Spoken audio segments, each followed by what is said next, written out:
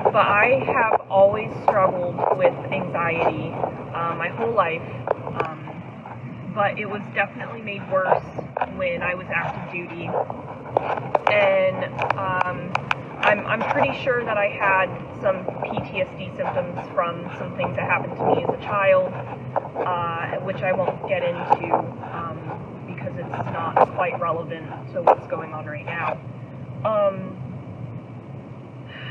But there was one thing in particular that happened while I was active duty that I think kind of opened the floodgates of what has been going on my whole life, and that was finding my coworker, Jeff, on the ground one day outside of the elevator.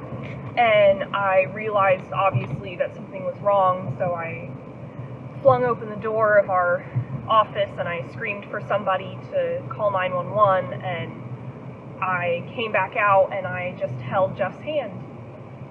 And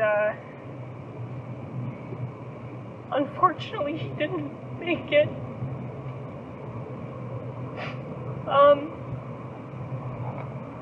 And seeing somebody go through CPR and then go through a defib process is very difficult. It's not like it is in the movies. It's very violent and very scary. And at that moment, I had no emotion. I didn't feel anything. I was in pure keep Jeff alive mode, or at least keep Jeff comfortable mode. And I did not process what happened. Actually, I don't think I've processed what happened yet, which is why it still affects me, I don't know, 5 years later.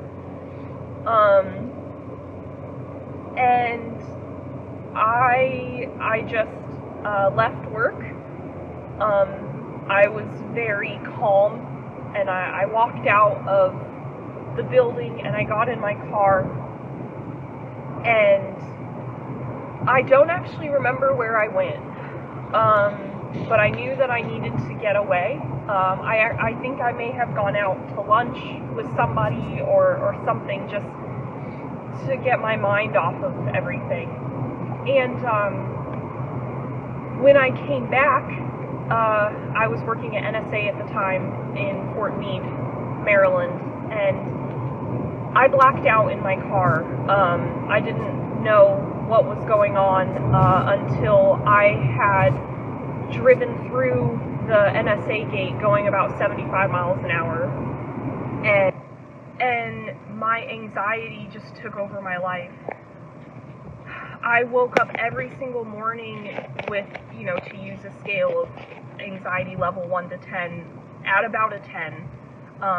The first second that I opened my eyes, my heart was racing, my mind was going a million miles a second. I was forgetting, still am, I forget words and phrases and people's names. I drop things constantly. My body is just falling apart. And I've been in the emergency room 4 times now for major panic attacks, to the point where I'm vomiting so hard that I can't breathe. My chest feels tight, so every single time I go, they have to do an EKG to make sure my heart's okay, and I'm trying to tell them, look, I'm not having a heart attack, I know this is a panic attack. And they just, they give me a Xanax or an Ativan or something and send me on my way. And it got to the point where I couldn't handle it anymore. I couldn't handle anything in my life. I couldn't handle school. I couldn't handle trying to sell my house. Every time I would come home to my empty driveway, I would just sit in my car and sob, because I knew that when I went into the house, I would be alone. And finally, I reached out to Military Muscle Foundation, and and they have been pretty helpful, to say the least. I did a little bit of brand ambassador work for them before my mom died, you know, with t-shirts and things like that, and they're an incredible organization that raises awareness for veteran suicide and tries to stop it. You know, very inspirational posts, a lot of fitness things to help vets kind of, you know, feel better. So I reached out to them and I told them in a nutshell, you know, things have gotten really, really bad. I got very close to killing myself, and I don't know what to do anymore. I've done everything right. I've taken my medication, I've gone to my therapy appointments, I've used my friends, and nothing is making me feel better. Nothing is making me feel like the world isn't ending and that my life is over. And Jenn, the founder, reached out to me and was basically just like, tell me everything. So this 23-minute video is just scratching the surface of some of the things that I have been dealing with. And, you know, I told her about everything, and she was like, well, what we're gonna do is, you know, we'll get you in touch with a group of veterans around you, so you can have some friends and some people and a support system, because right now I live in Pennsylvania by myself. Everybody else that I know is in Maryland, which isn't too far, but it makes it hard when you can't even get out of bed to try to see the people that you know, if you saw, would help. She also said that they were going to try to help me get my disability up to 100%, which would ease my financial situation immensely, because right now, and especially now that I just withdrew from school, all I have is my disability income, and it's not enough.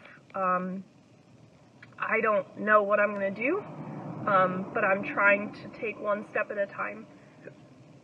And she also said that, you know, she knows that I'm a power lifter, or an amateur power lifter, wannabe, whatever you call it, and that they were going to find a powerlifting gym for me around my area, and that they were going to sponsor my membership so I could start getting back into the gym and feeling like myself physically, which, you know, is definitely going to help emotionally. And I was so floored by their kindness, these people who have never met me before and are just taking my word on everything, that they're just willing to do all of this for me.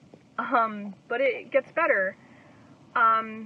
They called me yesterday and told me about a procedure called the Stellate Ganglion Nerve Block Injection. And basically what it does is it kind of deadens the nerve that sends your brain fight or flight instructions.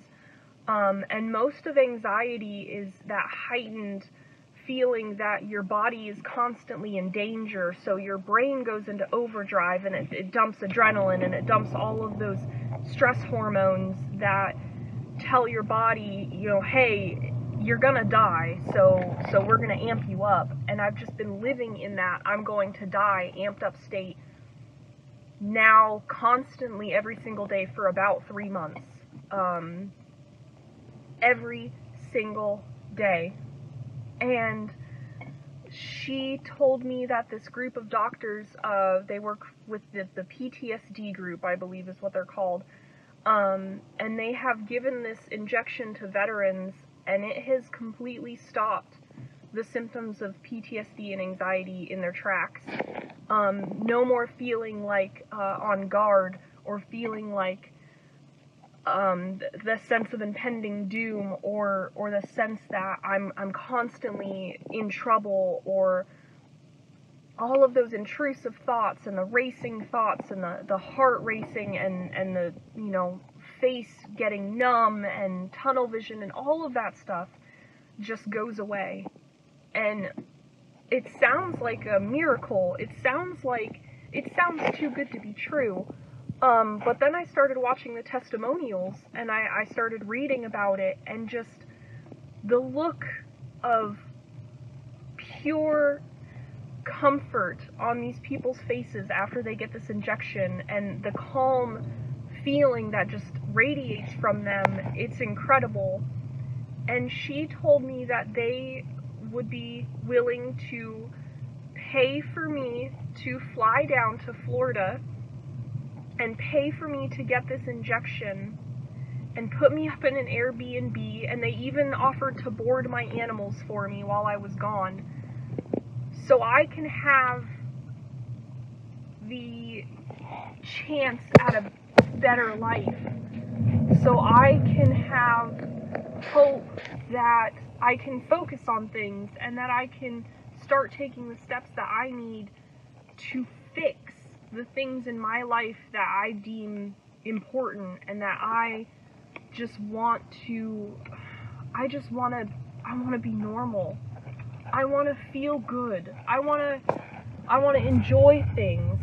And, you know, yesterday I was on such a high because of this, and it was so incredible, and I just sat in my car and I sobbed because I was so excited. And then this morning I woke up, and all of those anxious feelings were right back to where they were before I knew about this. And it just confirms to me that I have to do something, because if I keep living like this, if my heart doesn't stop, I'm gonna kill myself. I can't do it anymore. And this feels like a godsend, and I am just so hopeful that I can do it and that it works. So that's only part of everything that's going on. And like I said, I don't know if this will ever be shown to anybody, but if it does, just know that people are fucking out there for you, and they're rooting for you. And even the people who say, you know, hey, I need to take a step back from you right now, it's not because they don't care, it's because they care, and because they care too much, and they're taking on your pain, and that is tiring, and it's not your fault. So just respect them, and respect their boundaries, and create boundaries of your own, and just move towards a better place, and use the support systems that you have, because good things will come, even when it doesn't feel like they will, and when you feel like the world is fucking over, it's not. So I can't say thank you enough to everybody that has helped me in the last couple of months, and I hope that the next time that I make one of these, my life will be different. So we'll see. It is 2:36 in the morning, and I am on my way to the airport to fly to Miami to meet the doctors of the PTSD group to get my ganglion block injection. I'm nervous about the whole procedure, obviously. I mean, it's a needle, like, in your neck. Wish me luck, and I'll probably do another update when I get to Miami, and then I'm sure I'll do another one either right before the procedure or right after, depending on, you know, what the doctors say. So, see you guys on the other side. So it's been about 10, 11, 12, 1, 2, 3, like 7 hours since my injection. You can see the band-aids on my neck, and you can see that my right eye is still a little droopy. Everything is still kind of numb over here, so it feels really weird. So before I get into how I feel, which you could probably see on my face how I feel, the ganglion block injection is normally just one injection, which happens here. So when I was on the table, which the video of my whole procedure will come out eventually, and you'll be able to watch it, and it's, you know, emotional, and there's a lot in it, so just be forewarned. So I got the first injection, and my heart rate was still really high. By the time I got to the doctor's office, my heart rate was like 120, and then when I was actually on the table, it was like 147, because I was just terrified of the procedure and how I was gonna feel, and then I was still like keyed up from like the horrible experience that I had like trying to get there, which thank God I was able to get there. The doctors called me and they like walked me through like where I was, because apparently I can't read a map, but I thought I could, whatever. So anyway, I got the first injection, my heart rate was still kind of high, and I didn't get that, like, sense of relief that, they had been talking about, so they went up to the second area. I believe this is C3 and C6, or C6 and C3. I don't remember. I'm sure if you guys watch the procedure video, they go over it.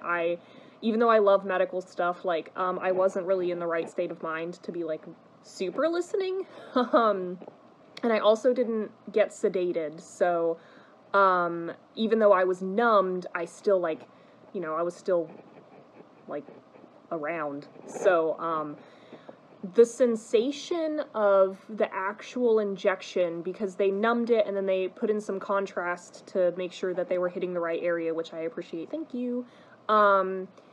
But the sensation of getting the actual injection felt like somebody pumping a water balloon really full, and like, you know, that millisecond right before it bursts, and you're like, oh shit, this is gonna pop.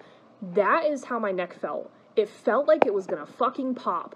And I didn't really freak out about that one, but when I didn't get that sense of relief, my jaw was still clenched, my vitals were still kind of high. They gave it 5 minutes, and then they were like, okay, we're gonna go for, like, the next, like, one up, which is, like, all they can do for you. If that doesn't work, it doesn't work.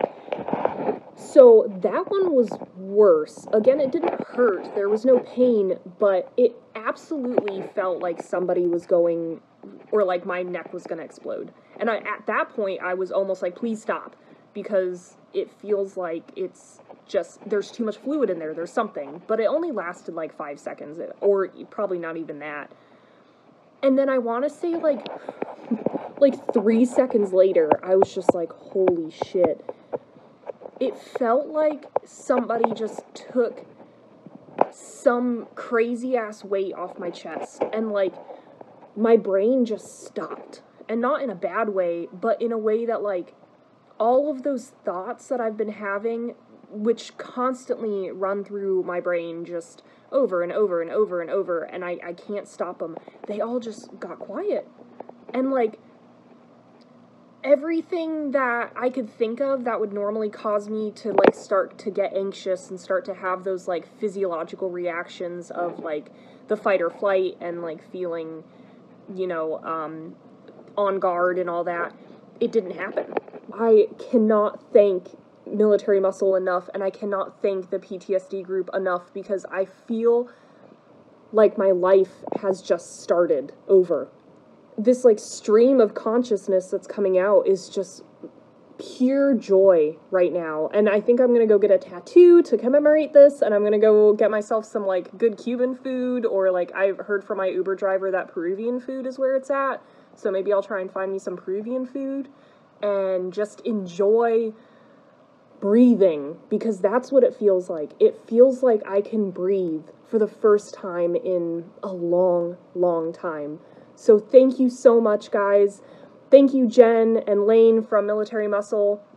I mean, this has just been a life-changing experience, and I hope that anyone who is in a dark place, like, please reach out, because there are people here who want to help you, and I want to help. Like, I am now in a place where I can start helping people get better because I'm better.